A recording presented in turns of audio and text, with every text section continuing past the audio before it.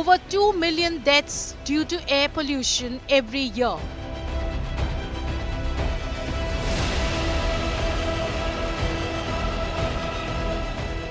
Not limited to winter, now a 10-month crisis.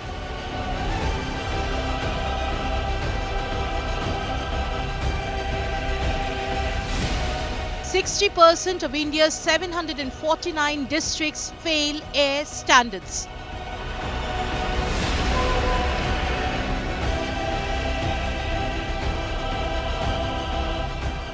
Not just Delhi, now a national crisis.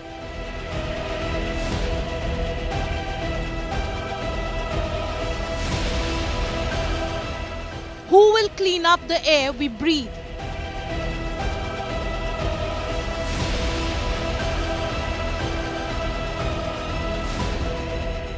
Air Emergency Roundtable.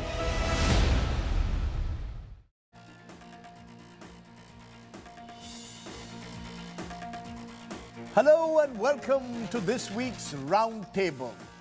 India is facing an emergency, an air emergency, AIR. Every year, the onset of the winter months sees a spike in the air quality index, and it's getting worse by the year.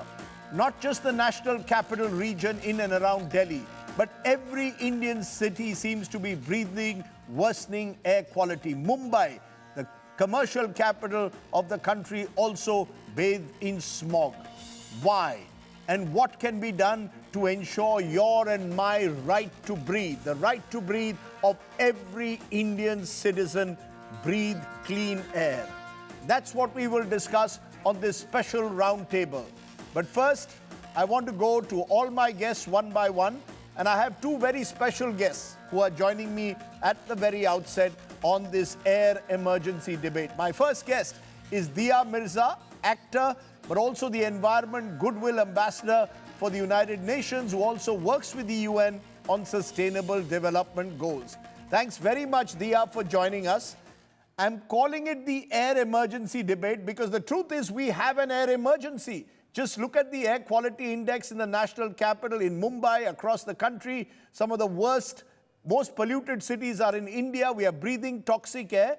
What's your first thought when you hear of the depressing numbers that are coming out about just how polluted our cities are?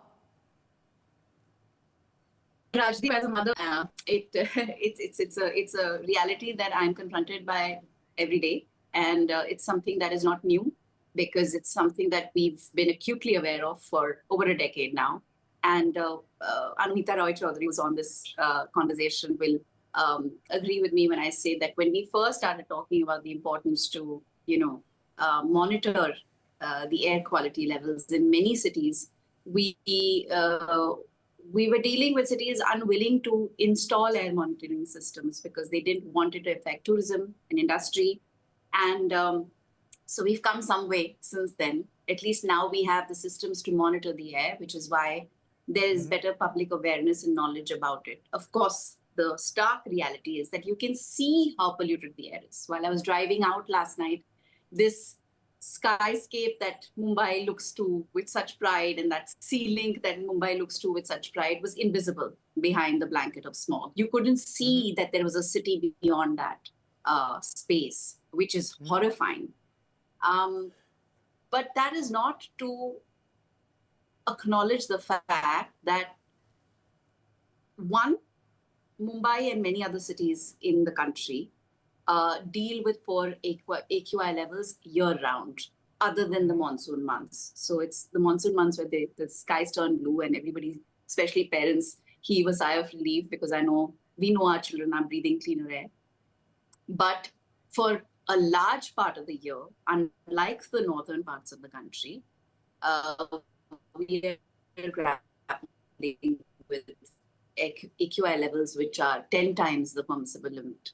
The fact is that, Rajdeep, 80% of the world's most polluted cities are in India. It is, as you have rightfully called this conversation, an emergency. The good news, though, is that finally, I think there is more public understanding of the issue. There are more people willing to participate in solutions. You see young people coming up with extraordinary innovations every day, trying to filter, the pollution out, whether it's from vehicles or factories or other emitters. But we need much more to galvanize support to ensure that industries are held more accountable. So, big part of Mumbai's pollution right now is Right. construction dust and has been for the last few years. Because if I just look at only my ward, Rajdeep, which is H ward, we have over 2,500 buildings under construction.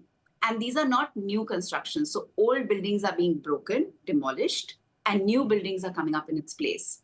And every time one of us as citizens goes past one of these buildings flouting the norms, which is to ensure that the dust is controlled, there are proper green fencing done, there's sprinklers being used to contain the dust levels, and we ignore it.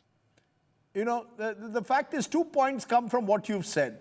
One, you're saying there is greater public awareness. But I must be honest, I don't see enough people like you coming out and making this a cause that can become a national campaign. Everyone complains that the air is polluted.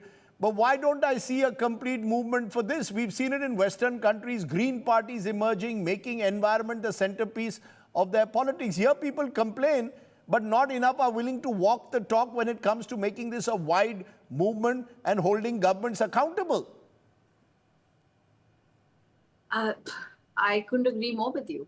I couldn't agree more with the fact that many, many, many more of us need to become aware of how integral environmental health is to human health, how this is a matter of human rights, and how this is a matter of social justice, and how, just as parents or as children, we of elderly parents, we can't hope for our children's and the health of our elderly at home to be stable or good, or for their, we can't hope for their peace or their prosperity if you don't have them growing up in a healthy environment.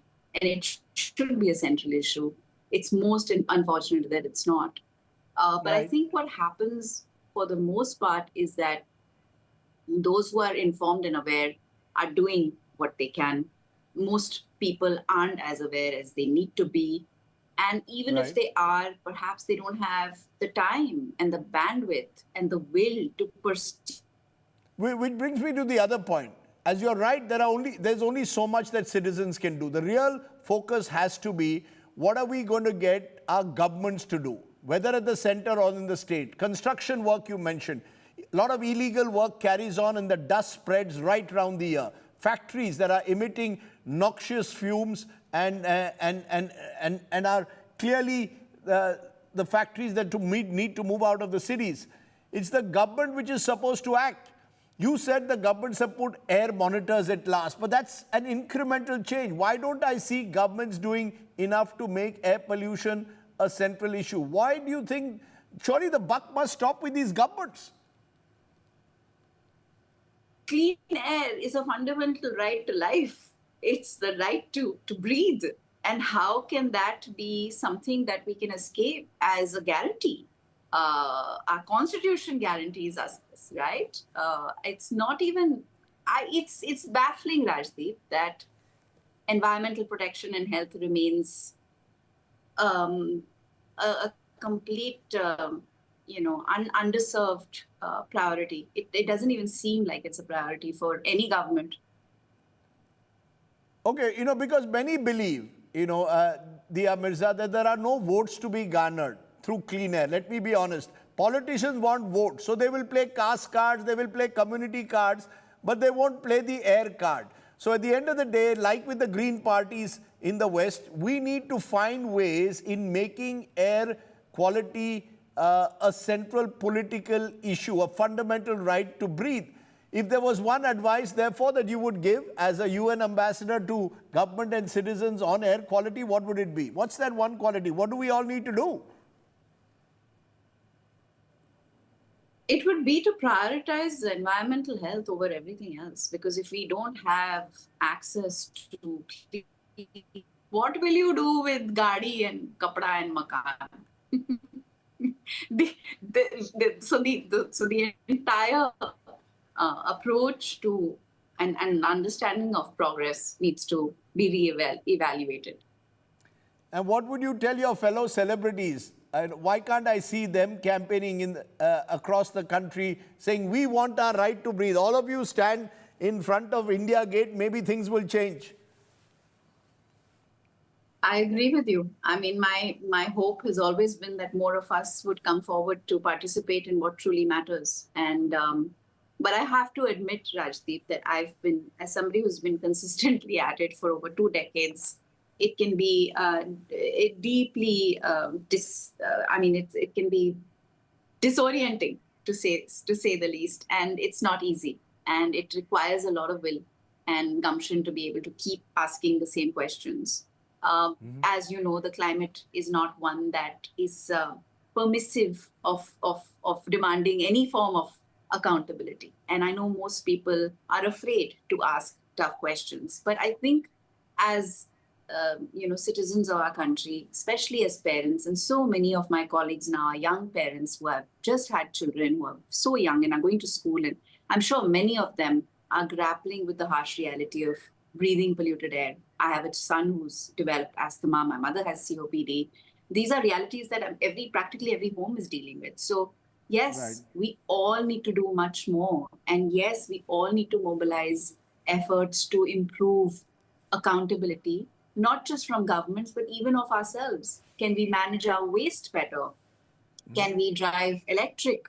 Can we make sure that we are, filing complaints when we see building construction flouting norms and rules? There are so many things that citizens that we can participate in improving, along with using our voices to demand change. I'm going to leave it there, Diya Mirza. Good to have a celebrity who's walking the talk when it comes to the environment. Thanks very much for joining me. My next guest is Dr. Kiran Bedi, the former Lieutenant Governor of Puducherry and a proud Delhi citizen who also speaks out on these issues. Appreciate your joining us, Dr. Bedi. You've now said on Twitter that you've written to the Prime Minister, or at least petitioned him through Twitter, calling on Mr. Modi to set up a coordination committee, a group of ministers, chief ministers of affected states, especially in the national capital region. But isn't it all too little too late? Air pollution, ma'am, has been around for years now. The truth is the government has just not woken up to the challenge. Yes, we've had a serious decline last few years. Unfortunately, we messed up the last few years. That's a fact. We messed up the last few years. And today we are bearing the brunt. The point is, why should we not start the recovery even now and clean up the mess of the last decade? It's been decades because every department is involved. There's a transport department, there's a municipality involved, there's agriculture involved, there's industry involved. Tell me which department is not involved. Even enforcement.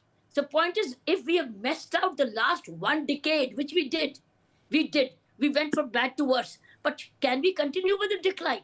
And that's why I requested that now that we are in command and control and the mess is behind, why don't we clean up the mess and start working on it? And there are low-hanging fruits and there are higher ones. We can start with the doables in every ministry: agriculture, industry, sanitation, municipality, construction. So why should we wait?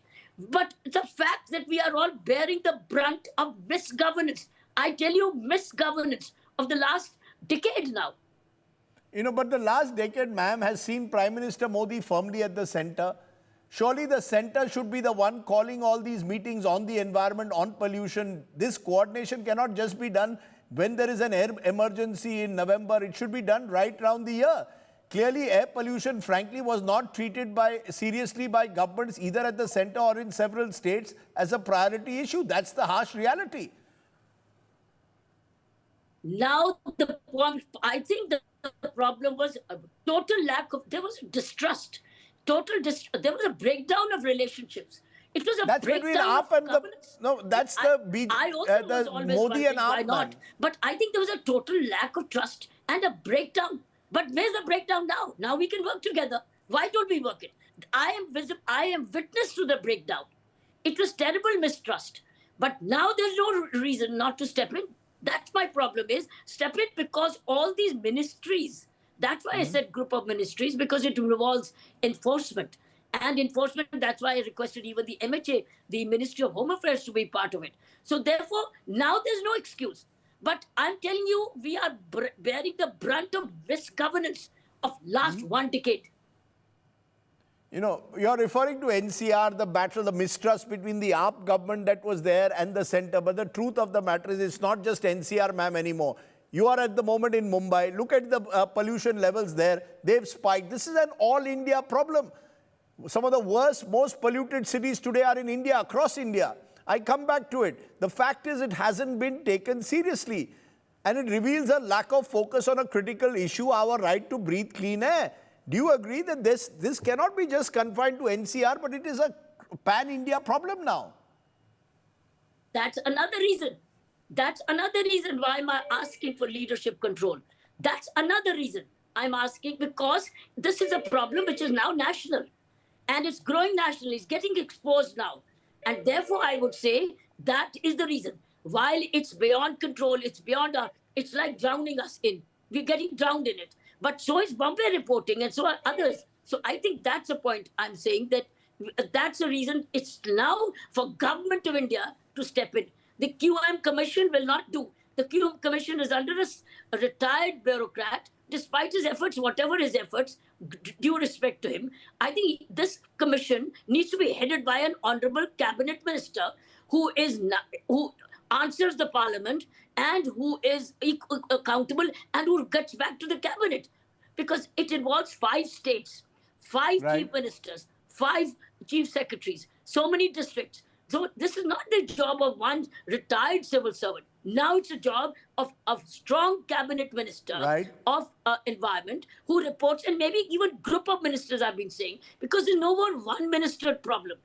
And it's truly a national problem, as you rightly said. Bombay was also ruling. So before Bombay also, Mumbai also gets worse, it goes the Delhi way, we should save it. Therefore, it needs a national understanding, national consensus, national action, national plan, national strategy.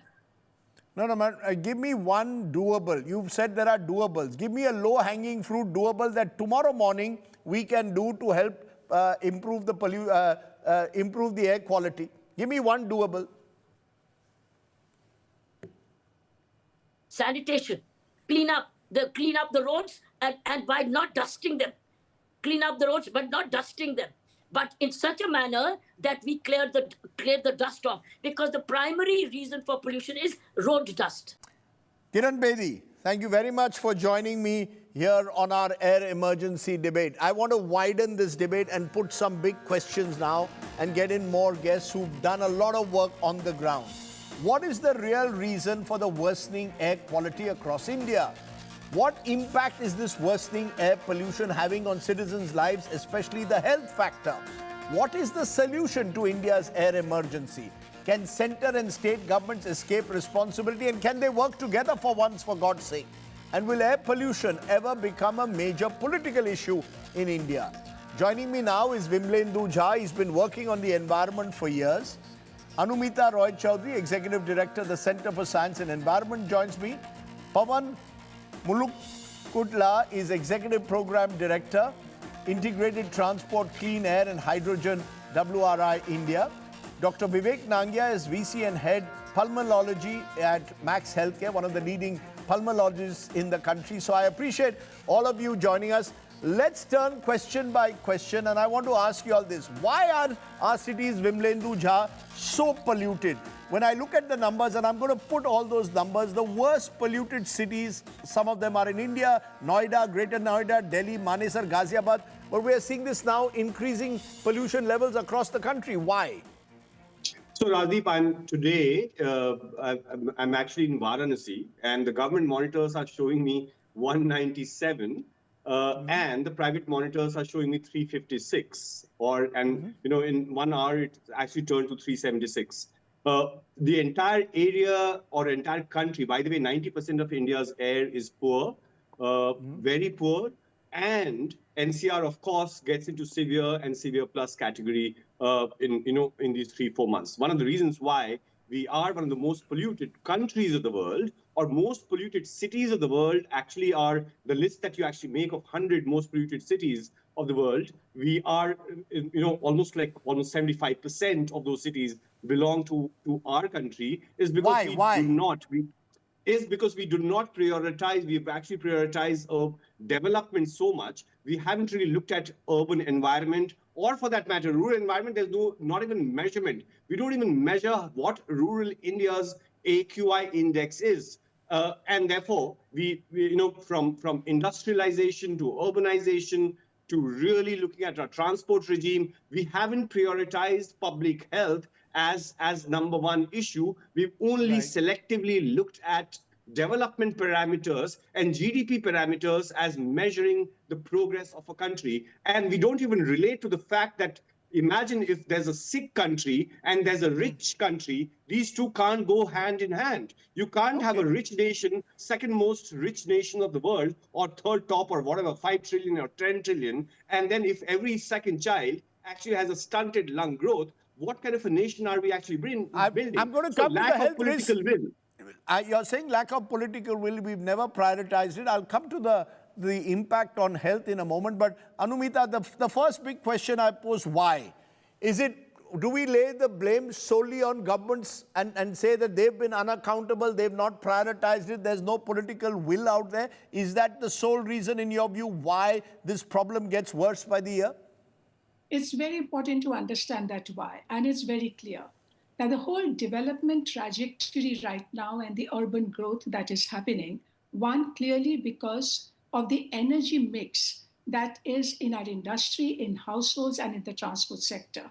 So we are urbanizing, we are motorizing, we are industrializing when the quality of the fuel that we are using, the technology level of emission controls that we are applying are we are behind, we are lagging behind. The technology ladder, we are really far behind.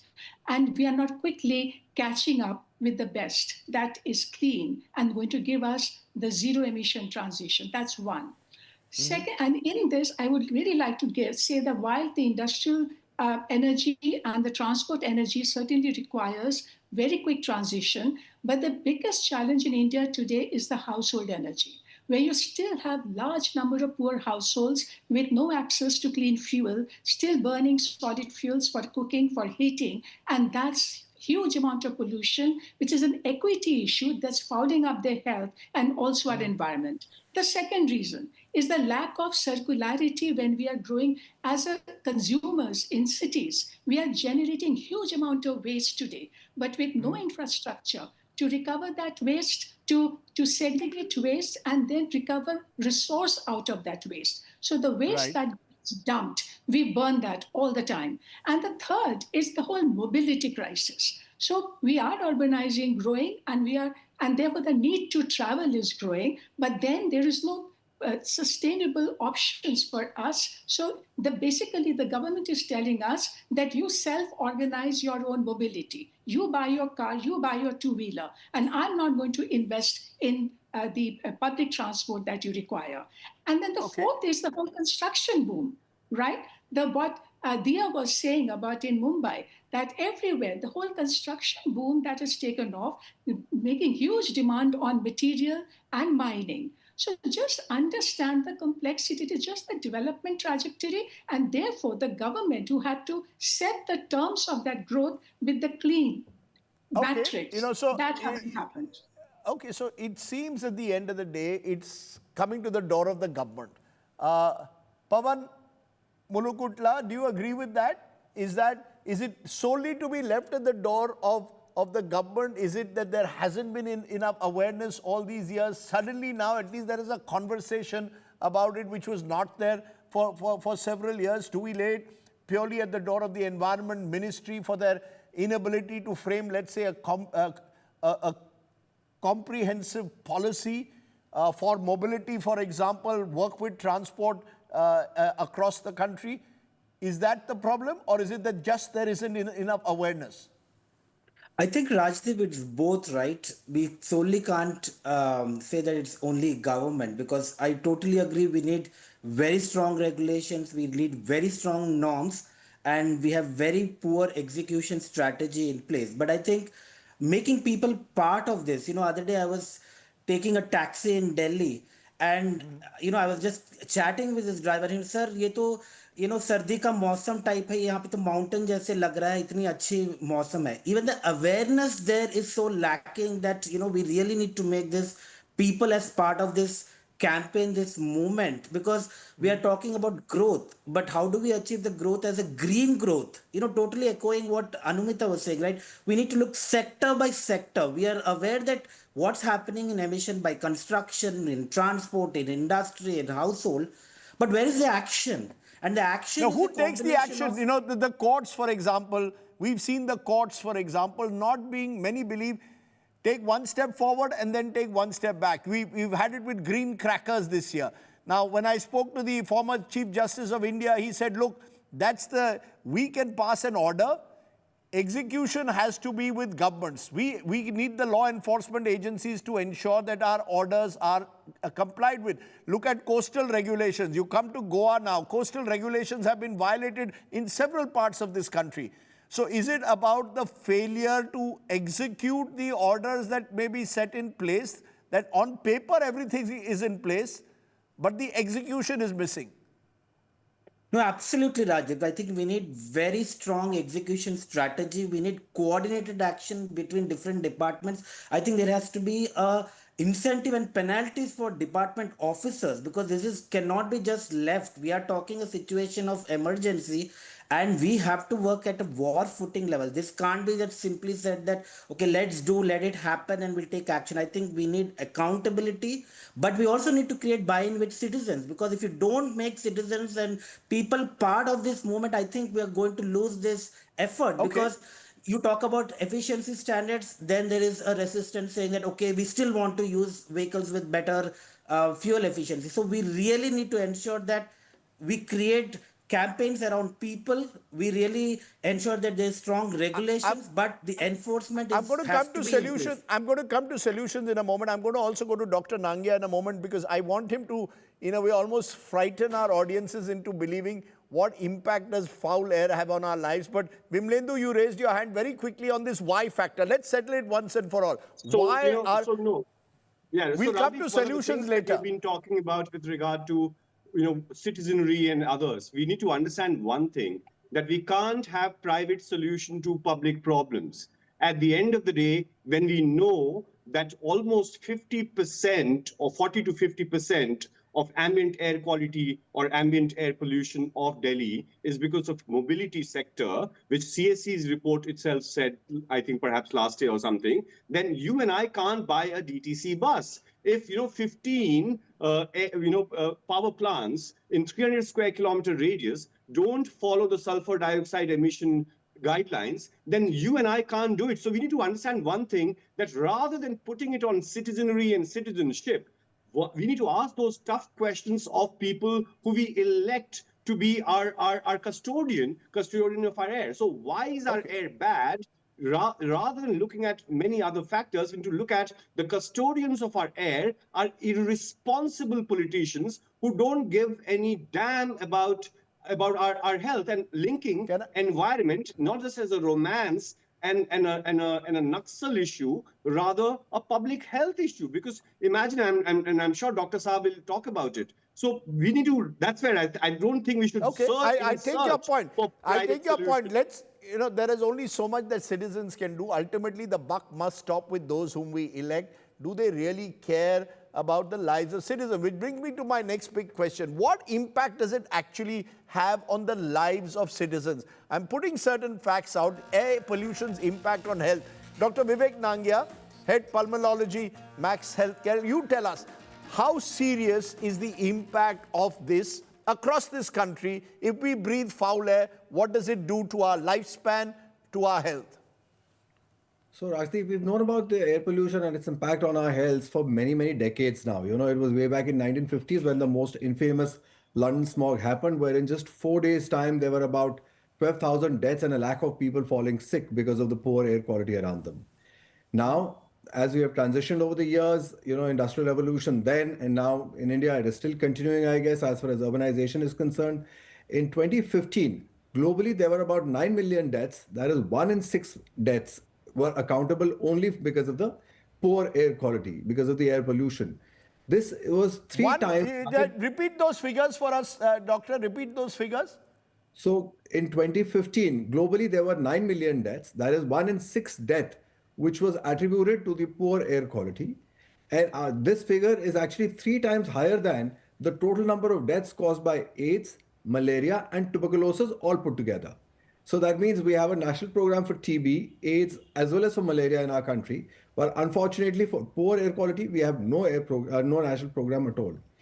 According to the 2019 figure, there were 1.6 million deaths in India alone because of air pollution. And in 2023, they have labeled it as the second highest risk factor to human life for adults after blood pressure, high blood pressure, and in children after malnutrition. So again, for malnutrition, there's a national program, but for air quality, we have no national program yet. So what does it do? It shortens lives, affects your lung. What does it actually do? So, overall, if you see, there are studies which have shown that overall in our country, the life expectancy has gone down by 5 years because of air pollution. In Delhi itself, Delhi NCR alone, the life expectancy has been reduced by 11.9 years. And this is a scientific study which was published in 2023. So we've known about it for years. So what happens actually is, especially the PM 2.5 particle and a smaller size particle is the particle which actually goes directly into your lungs. From the lungs into the bloodstream, it triggers off an inflammatory cascade, which then travels to the various parts of the body, which include your heart, your brain, your kidneys, your joints, your pancreas. So now we are getting to see so many diseases that are getting linked to the air pollution, starting from... And this is across, and this is children, infants, as well as senior citizens, presumably, all of them breathing that same air. So they're all equally affected. Am I correct? So right from the time when the child is still in a womb, in a pregnant lady, pregnant ladies are more vulnerable to developing problems because of air pollution. A child who's not born could have poor lung functions. It could be an intrauterine growth retardation, premature births, premature deaths. Then as the child starts to grow, they start developing asthma at a very early stage. There's a study which has shown that 40% of the children from Delhi NCR had poorer lung functions or impaired lung functions as compared to children in southern India. Of course, southern India study was also not very good. I mean, the functions were poor there as well, but in Delhi, they were certainly worse. You're almost making all of us say, let's leave the national capital, find other places to live. I'm glad that you're shocking us, because the only way at times that people will realize what will force more accountability from their government is when they are alarmed by some of the numbers that you've thrown. I'm going to come back to you, Doctor, in a moment, but I want to then raise solutions. Let's be very clear. We know the problems. Let's start one solution after the other. Anumita, you've done a lot of work on mobility. The government now, only the other day said they are going to create, incentivize people to move to e-vehicles. They believe that the EV revolution is here. Do you believe it's here?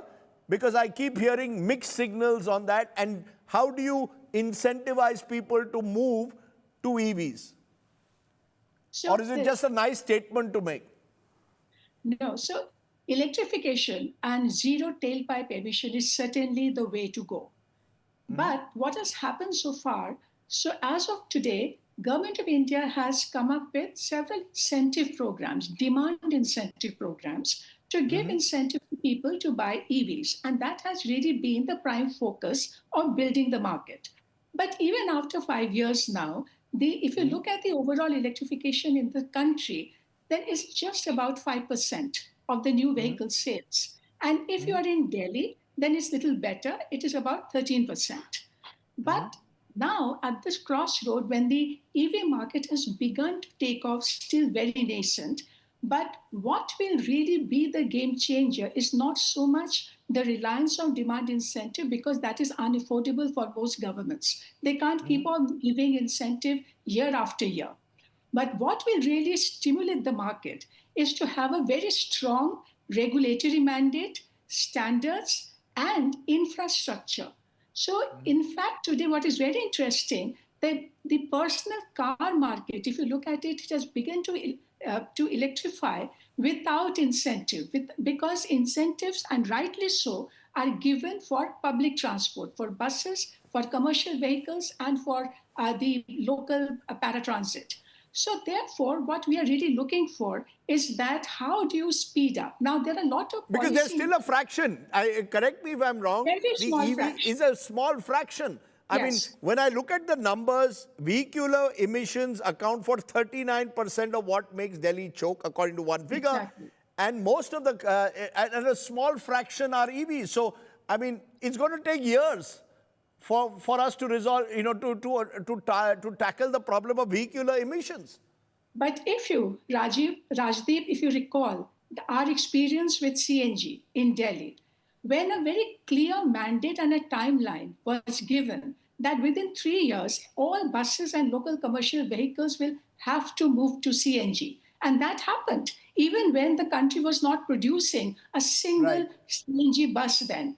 We need to recreate that kind of a strategy. That how do you drive and accelerate? And there's several levers. You can have fuel efficiency standards that will demand electrification.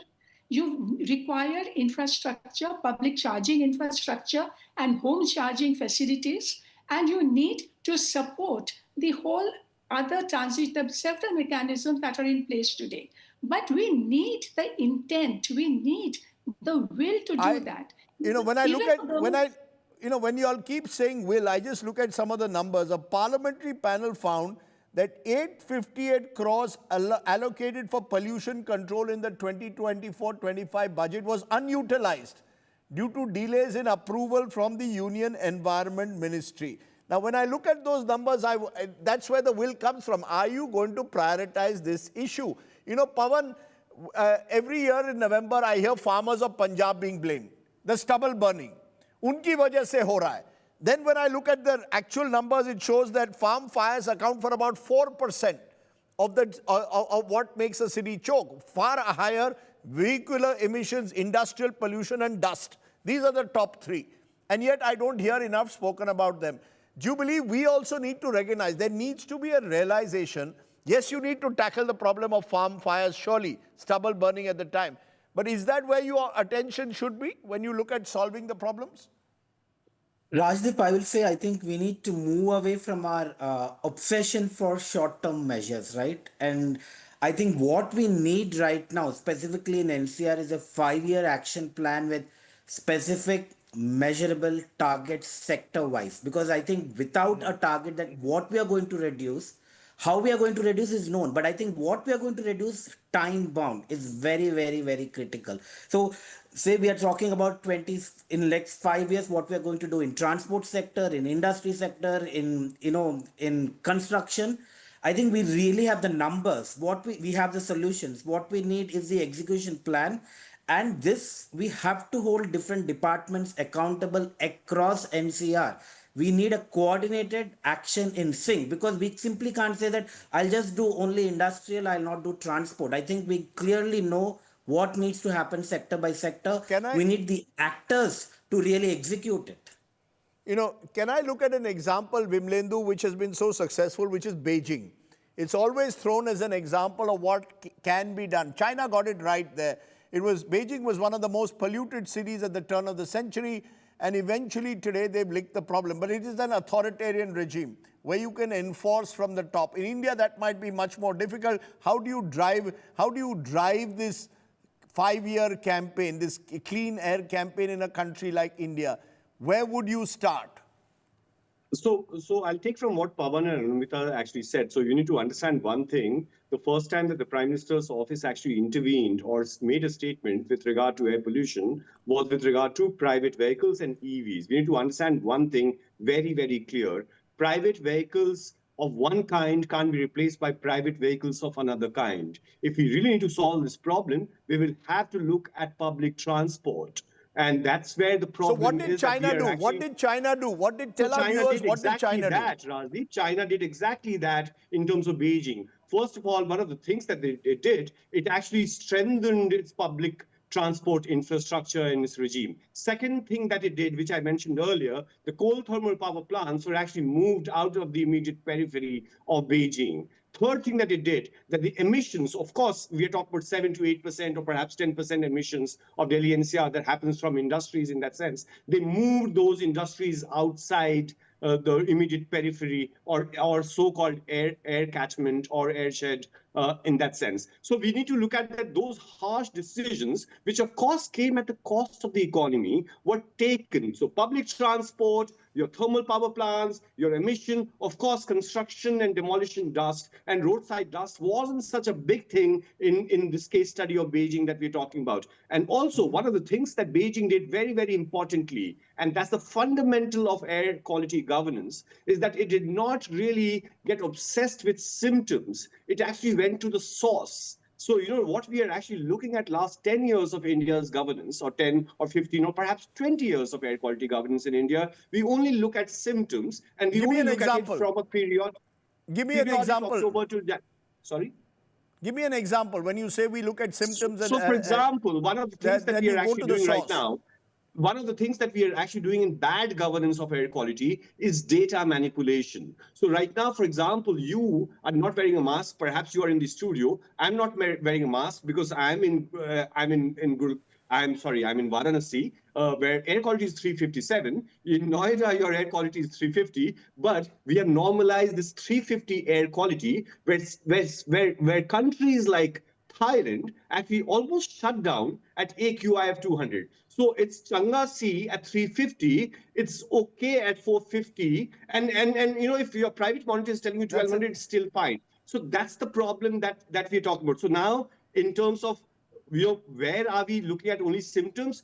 Sprinkling water or cloud seeding. Imagine for 16 days, the headline management in terms of air quality governance was with regard to cloud seeding, where operation was successful, the patient died. In the sense, cloud seeding was successful, but rain didn't really happen.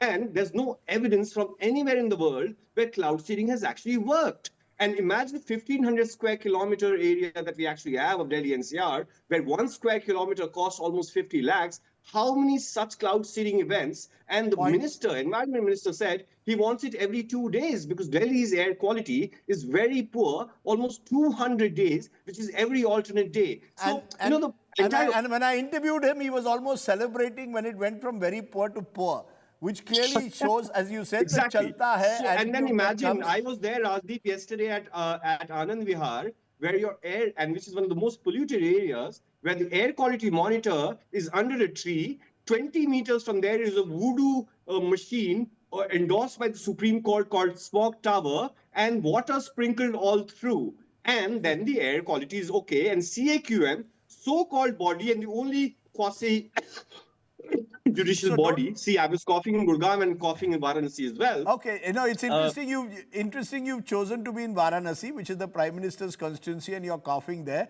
But Dr. Nangia, while we are getting the environmentalists to give us potential solutions, should there be now a massive public health awareness campaign as well? Because people need to know also the dangers of what's happening.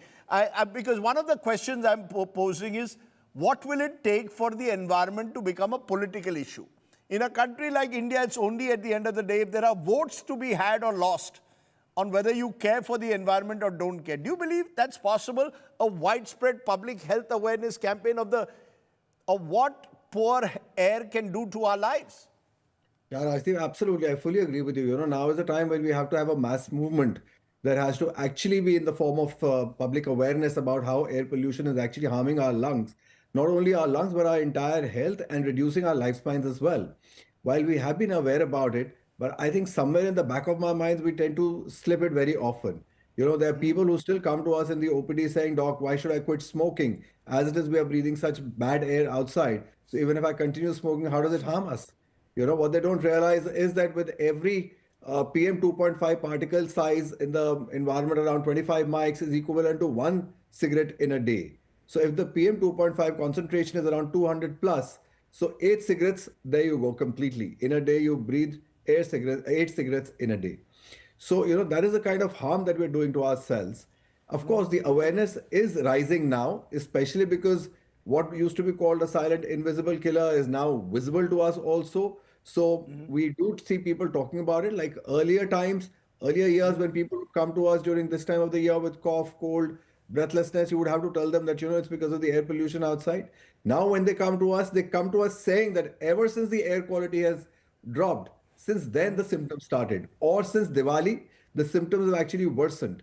So the Right. awareness is there, but I think it's a lack of will and a lack of, I think they all need to be pushed a Can I, little to convert it can into I a mass movement. as I end in the last couple of minutes, I want 30 seconds to each of you. What would it take, Anumita, to make this a political issue? I know all of you have done a lot of work on the environment for a long time, long before it became even fashionable to have shows like this on it. But what will it take? What will it take, according to you, to make this a political issue? A quick answer. So it's very clear. So while we need massive campaigns, awareness campaigns regarding the problem, but at the same time, I think we need even stronger campaign to build public understanding of the solution so that they can really make the political demand. We talk about air pollution and running away from Delhi, but when it comes to solutions, we don't create that much demand for I want my public transport infrastructure to work when the government is giving me flyover after flyover.